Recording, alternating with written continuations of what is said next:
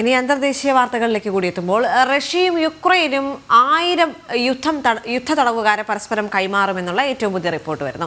ഇസ്താംബൂളിൽ നടന്ന ചർച്ചയിലാണ് ഇക്കാര്യത്തിൽ ധാരണയായിട്ടുള്ളത്. എന്നാൽ ചർച്ചയിൽ വെടിനിർത്തൽ സംബന്ധിച്ച തീരുമാനം ഉണ്ടായിട്ടില്ല. Russian president Vladimir Putin Ukraine president Volodymyr സെലൻസ്കിയുമായി നേരിട്ടുള്ള ചർച്ച വൈകാതെ നടക്കുമെന്ന് ചില സൂചനകളും പുറത്തു വരുന്നുണ്ട്. ഐസൻ ജോസ് ഇന്റർനാഷണൽ ഡെസ്കിൽ നിന്ന് ചേരുകയാണ്. ഐസൻ, ഇപ്പോൾ റഷ്യയും യുക്രൈനും പരസ്പരം ഒരു ധാരണയിലെത്തിയിരിക്കുന്നു.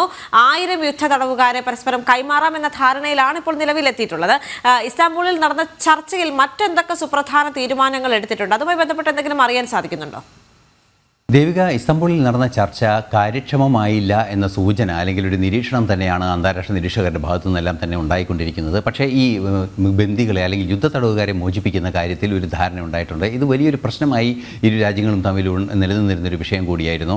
നമുക്കറിയാവുന്നതാണ്, സെലൻസ്കിയുടെ അമേരിക്ക സന്ദർശന വേളയിൽ ട്രംപുമായി തർക്കങ്ങൾ ആരംഭിക്കുന്നത് തന്നെ ഈ വിഷയത്തിൽ തുടങ്ങിയാണ്. ഇത്തരത്തിലൊരു പ്രശ്നമുണ്ട് എന്ന രീതിയിൽ പറഞ്ഞ് ആണ് പ്രശ്നങ്ങളിലെ ആ ചർച്ച തന്നെ അലസിപ്പോകാനുള്ളൊരു കാരണത്തിലേക്ക് കാര്യങ്ങൾ നീങ്ങുകയും ചെയ്തത്.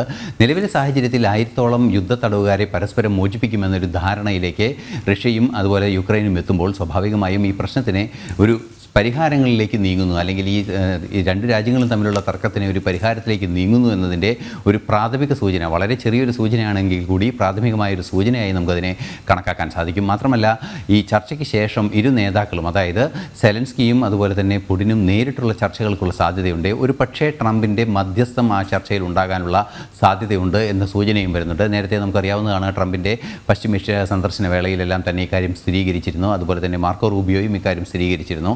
തൻ്റെ സാന്നിധ്യത്തിലുള്ള ചർച്ചയിലായിരിക്കും പ്രശ്നങ്ങൾക്ക് പരിഹാരമുണ്ടാവുക എന്ന പ്രതീക്ഷയും ട്രംപ് പ്രകടിപ്പിക്കുകയും ചെയ്തിരുന്നു. ആ ഒരു സാഹചര്യത്തിൽ തുടർ ചർച്ചകൾ ഉണ്ടാകാനുള്ള സാധ്യതകൾ തുറന്നു കിട്ടിയിരിക്കുന്നു.